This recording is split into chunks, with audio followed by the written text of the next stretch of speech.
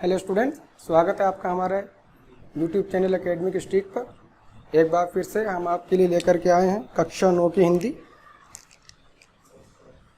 विषय हिंदी, कक्षा 9, अध्याय 2 मंत्र, और लेखक का नाम है प्रेमचंद। ठीक है, ये पैराग्राफ है यानी गद्यांश है। इस गद्यांश को पढ़ करके अच्छे से समझ करके इसके प्रश्नों के उत्तर देने हैं। अब इसके सबसे पहले हम प्रश्न को पढ़ेंगे कि कौन से प्रश्न इस गद्यांश से रिलेटेड पूछे गए हैं इसमें। फर्स्ट, गद्यांश के पाठ और लेखक का नाम लिखिए। ये परंपरागत क्वेश्चन है, आना ही आना है, पूछा ही जाता है, बोर्ड में भी ऐसे ही आता है।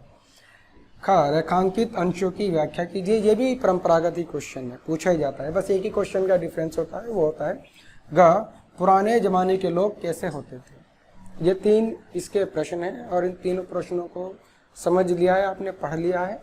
अब आइए इसका जो गद्यांश है एक बार उसे रीड करते हैं और फिर उसे एक्सप्लेन करेंगे बहुत अच्छे से। संसार में ऐसे मनुष्य भी होते हैं जो अपने आमोद प्रमोद के आगे किसी की जान की भी परवाह नहीं करते। शायद इसका उसे अब भी विश्वास न आता था। सभ्य संसार इतना निर्मम, इतना कठोर है, इसका ऐसा मर्म भेदी अनुभव अब तक न हुआ था। वह उन पुराने जमाने के जीवों में था जो लगी हुई आग को बुझाने, मुर्दों को कंधा देने, किसी के छप्पर को उठाने और किसी कलह को शांत करने के लिए सदैव तैयार रहते थे। ये इस कहानी मंत्र जो है प्रेमचंद्र द्वारा लिखित, इसका पहला जो गद्यांश है प्रश्न उत्तरों के लिए आपको जिसके प्रश्न उत्तर का आंसर देना है वो दिया गया है।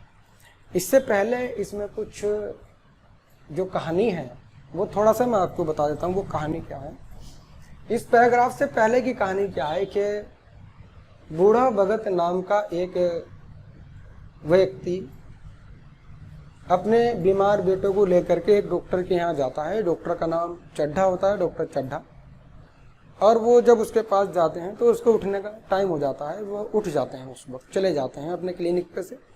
और जब वो चले जाते हैं तो वो अपने उस वक्त का जो काम था उस एक्टिविटी में चले जाते हैं, मतलब पेशेंट को नहीं देखते। उसके आगे का ये पैराग्राफ है, थोड़ा सा आपने समझ लिया है, हम आपके सामने इसे थोड़ा सा इसकी व्याख्या करते हैं।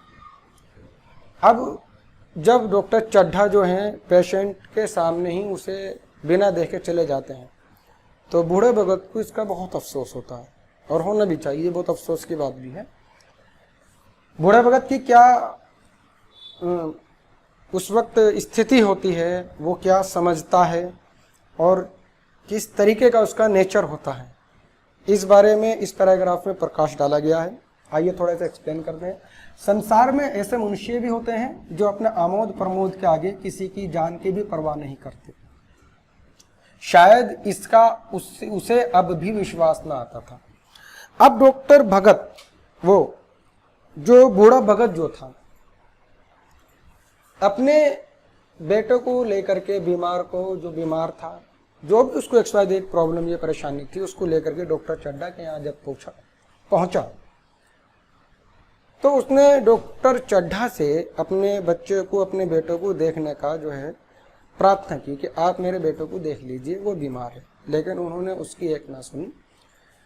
संसार में ऐसे मनुष्य भी होते हैं। अब यहाँ पर एक, जब डॉक्टर चड्ढा अपनी कार में सवार होकर चले जाते हैं तो अब बूढ़ा व्यक्ति जो है वो सोच रहा है, बूढ़ा भगत, कि संसार में ऐसे भी मनुष्य हैं, यानी सही संसार में ऐसे भी लोग हैं जो अपने आमोद प्रमोद यानी अपने मनोरंजन, ठीक है ना, आमोद प्रमोद का मतलब अपने मनोरंजन, जो अपने मनोरंजन के आगे किसी की जान की भी परवाह नहीं करते हैं, जो अपने मनोरंजन के आगे किसी जान की परवाह भी नहीं करते हैं। शायद इसका उसे अब भी विश्वास ना था और उसे इस बात का यकीन ही नहीं हुआ कि आज के इस संसार में, इस सभ्य समाज में पढ़े लिखे लोग भी हैं जो किसी की जान की परवाह ही नहीं करते, सिर्फ अपने मनोरंजन में खोए हुए, अपने मनोरंजन में लगे रहते हैं।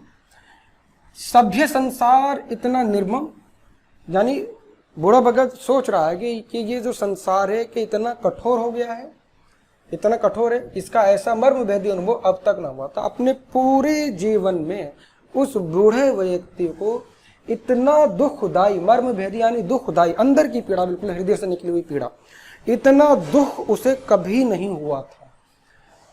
वह अपने पुराने जमाने के जीवों में था। यानी लेखक जो है वो बता रहे हैं कि जो बूढ़ा भगत था वो पुरानी परंपराओं और रीति रिवाजों को मानने वाला व्यक्ति था। किस प्रकार के रीति रिवाज? जो लगी हुई आग को बुझाने, मुर्दों को कंधा देने, किसी के छप्पर को उठाने और किसी कलह को शांत करने के लिए सदैव तैयार रहते थे। यानी लेखक जो है बूढ़े भगत के चरित्र की विशेषताएं बता रहे हैं कि उसके बूढ़े भगत का जो चरित्र था वो किस तरीके का था। वो पुराने रीति रिवाज और परंपराओं को मानने वाला था। उसका जो चरित्र था वो किस प्रकार का था, उत्तम कोटि का उस व्यक्ति का चरित्र था।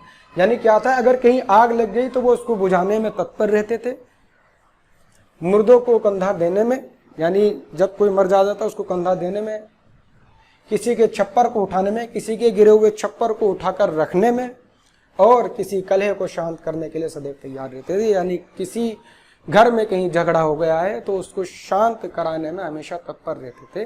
कहने का मतलब यह था कि बूढ़ा व्यक्ति जो था एक सामाजिक व्यक्ति था और समाज के कार्य करने में उसे आनंद महसूस होता था। ठीक है, गद्यांश के पाठ और लेखक का नाम लिखिए। प्रश्न का जो है हमारा ये है गद्यांश का पाठ यानी अध्याय का नाम है मंत्र। ठीक है, तो लिखेंगे लेखक का नाम। लेखक का नाम है आपका प्रेमचंद।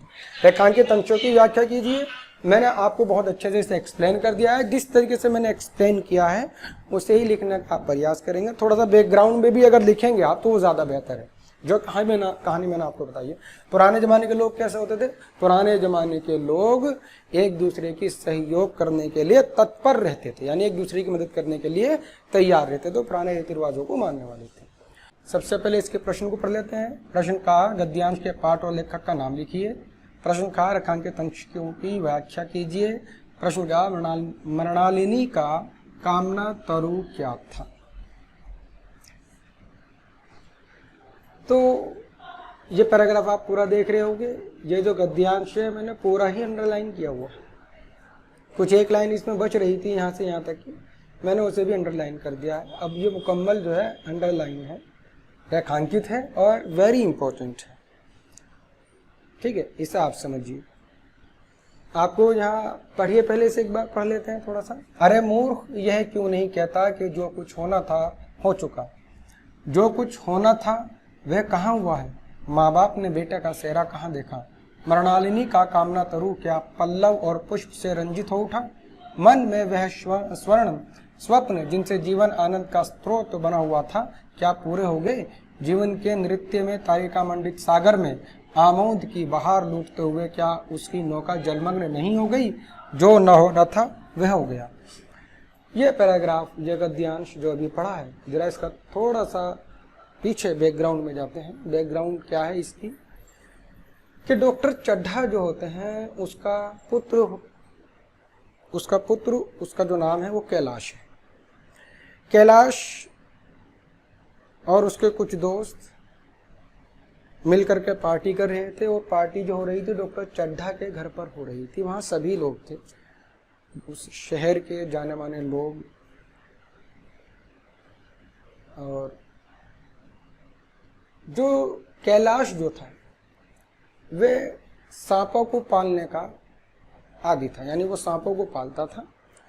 तो उस पार्टी में उसके जो दोस्त आए हुए थे उन सभी ने उससे सांप को हाथ में लेने का आग्रह किया। वो ये देखना चाहते थे कि ये कितना साहसी है, क्या वाकई में ये सांप को पालता भी है या ऐसे ही हमने सुना है। उन्होंने इतने करीब से सांप नहीं देखा था। ऐसा ही कुछ कैलाश ने उनके कहने पे किया। उसने सांप को लिया, सांप को संभालने के चक्कर में वो उसका जो गला होता है सांप का थोड़ा तेज दबा दिया, और तेज दबाने के बाद जैसे ही उसने उस सांप को छोड़ा उसने पलट करके उसको काट लिया। तो जब उसने काट लिया तो उस वक्त वहाँ की स्थिति बहुत अलग हो गई। लोग परेशान हो गए क्योंकि जिस सांप ने काटा था वो बहुत जहरीला सांप था। कैलाश का खुद कहना यह था कि अगर इस सांप ने किसी के काट लिया तो इस सांप का काटा हुआ कोई बचता नहीं, वह मृत्यु को जाता है, सीधा मृत्यु को प्राप्त हो जाता है। तो जब उसके साथ ऐसा हुआ और वो ज़मीन पर पड़ा हुआ था, सांप ने उसके काट लिया था, तो कोई साहब जो डॉक्टर चड्ढा के काफ़ी करीबी थे, उन्होंने कहा कि मैं एक एक पुजारी को जानता हूँ जो सांप के काटने का झाड़ करते हैं। वो उनको लेकर के आए तो उन्होंने उसको झाड़ने के बजाय बोल दिया कि अब कुछ नहीं हो सकता। तो जैसे ही उसने ये कहा तो उस आगे की कहानी क्या है, अरे मूर्ख ये क्यों नहीं कहता कि जो कुछ होना था हो चुका।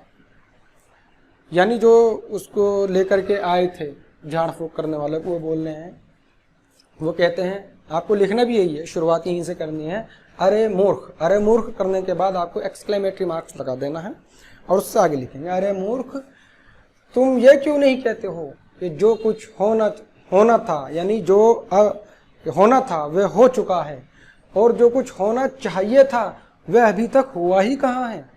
जो कुछ होना चाहिए था वो हुआ ही क्या होना चाहिए था।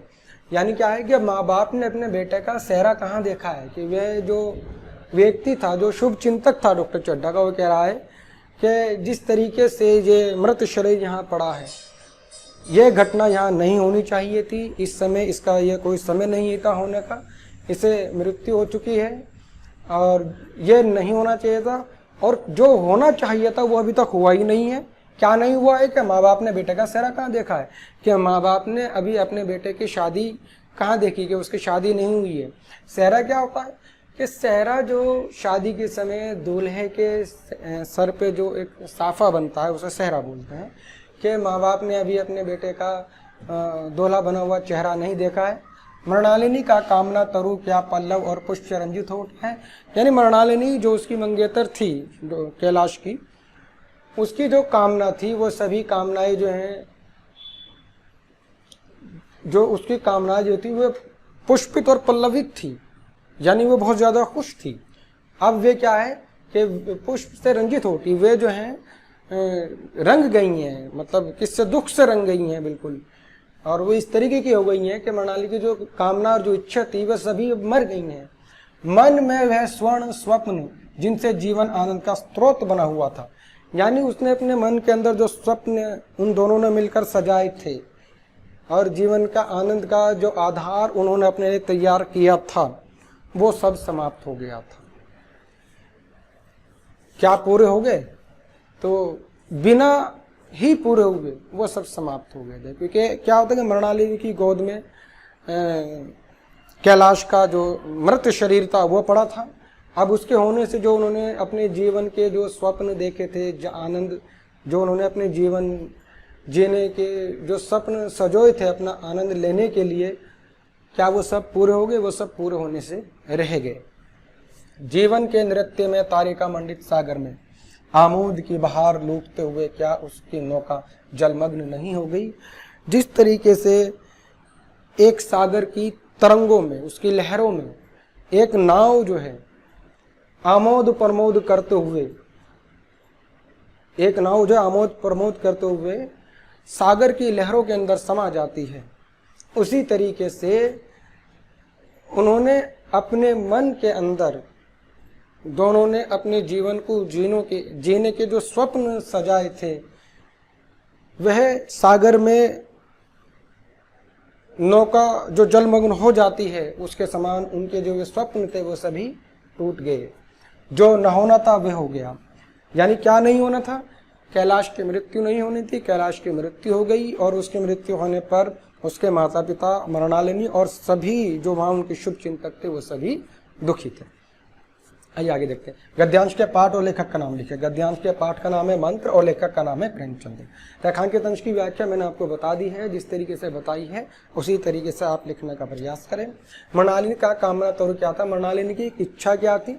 मृणालिनी की इच्छा ये थी कि उसकी कैलाश से मतलब कैलाश से उसका विवाह था और वे अपने जीवन में आनंद में तरीके से अपने जीवन को जीते। जो उसका अधूरा रह गया था वो उसका पूरा नहीं होगा। ठीक है, उम्मीद करते हैं आपको हमारी ये वीडियो पसंद आई होगी। अगर आपको हमारी ये वीडियो पसंद आई है तो आप हमारे YouTube चैनल को सब्सक्राइब करें